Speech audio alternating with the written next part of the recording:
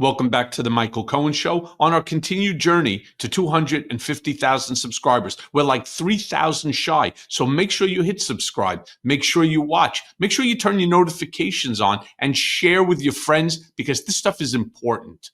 Now, I want to turn around and talk about the confirmation hearings. They began this week for Trump's cabinet nominees. And on Political Beatdown, Ben, my co-host, and I, we discussed our differences of opinion on how we think the hearings are going.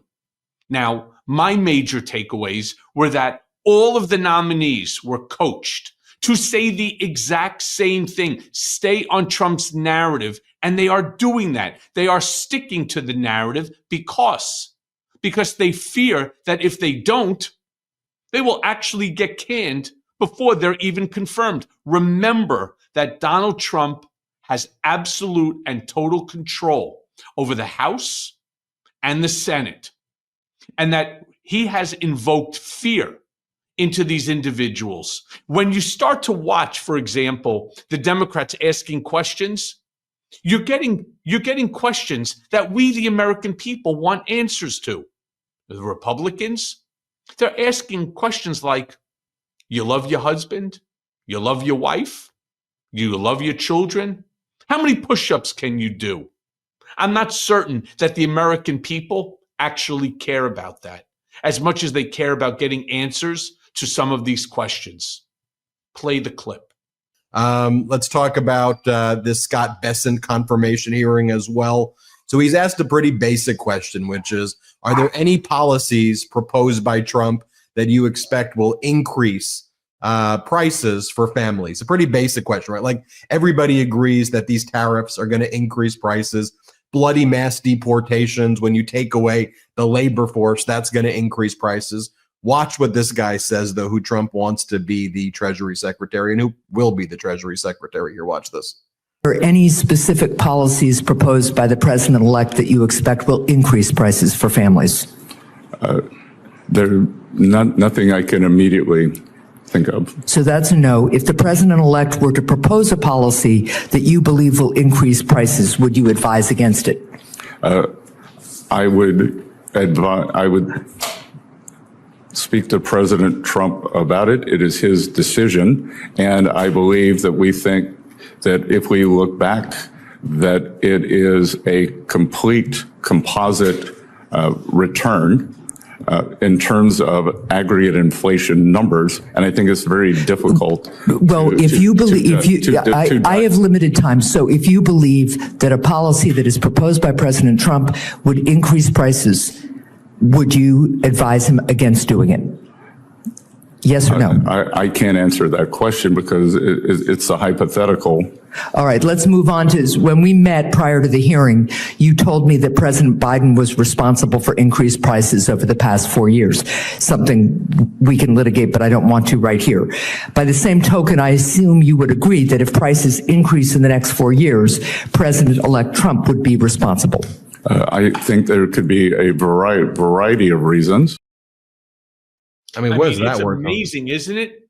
Is it not amazing? But by the way, he's endemic of the problem. The same thing anybody who's with us right now watched during the confirmation hearings, whether it was Rubio, whether it was Hegseth, whether it was Bondi, it made absolutely no difference. They all turn around and say the same thing because they're all basically coached to say the same thing. Ask me something, or if you're asked a question that's a hypothetical, I don't answer hypotheticals.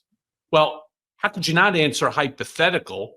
Because Trump has not taken office and nothing has happened yet. So we're just trying to find out whether or not, like a hypothetical that was asked of the Supreme Court nominees, would you respect stare decisis in the matter of Roe v. Wade? And of course, but it's a hypothetical, but that law, that's there. And yeah, we respect stare decisis. They never would answer the question outright. And here, each and every one of these individuals, especially Bessent, who you kind of almost have to feel sorry for. He's flubbering over himself because he doesn't want to get shit canned before he even gets nominated, right? Or he gets put into the position. He's sitting there, he's stuttering. Donald Trump could never be at fault. How could Donald Trump ever be at fault? And would I ever tell him that it's not a good idea? Well, it's his decision to make. That's not the role. That's not the role that you are, just supposed to succumb to any whim that comes out of the executive office. You're actually supposed to turn around and engage the president in conversation as to the pros and the cons. Fuck, I know that better than anybody. I did it for over a decade. I can't tell you how many times he would get angry. He would. But then at the end, sometimes he would turn around and change his position. Other times he would just go with it. And that's okay. It is his decision to do it. But you do have an obligation to the American people, to yourself, to yourself, to turn around and to tell him if something that he wants to propose is detrimental. Forgetting about to the country. Let's just say we don't care about the country at this point. You are brought on for a specific purpose. If you believe that Trump is doing something in order that will do harm to his own administration, aren't you obligated to say something? This weak, spineless piece of shit couldn't even say that.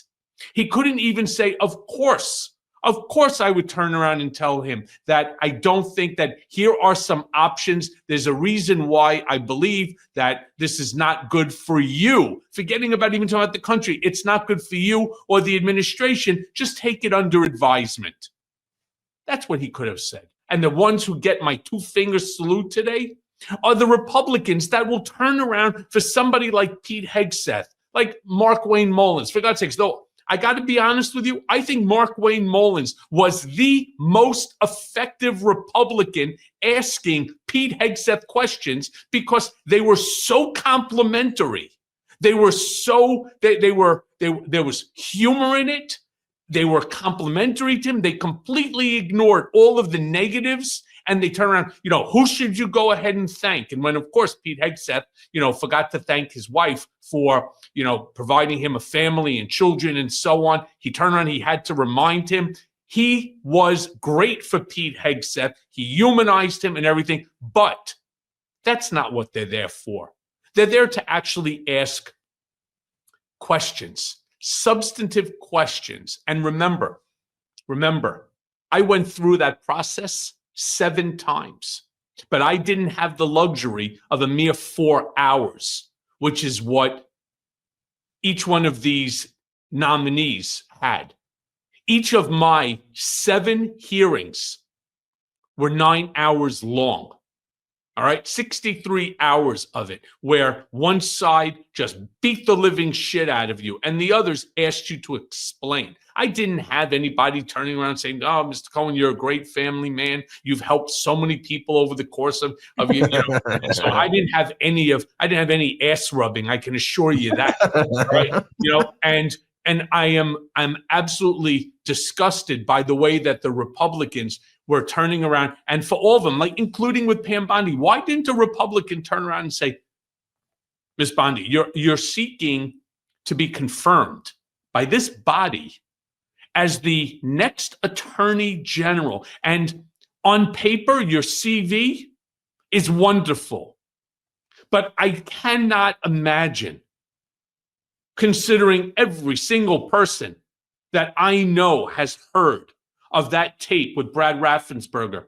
Are you really telling us that you've never heard that? You never watched the news and saw it? You didn't listen to any recordings? Have you not been on any podcasts where they asked you or anything like that? I can't believe not a single Republican asked a single question that wasn't anything other than blowing smoke up their ass. And for that, I say fuck you to all of you, because that's not what you're there for. Hey, everyone. First of all, thanks for watching. I mean, we're going to be posting daily episodes with reactions and talking about politics. We'll be talking about everything, in fact. So please like and subscribe. Join us on this journey.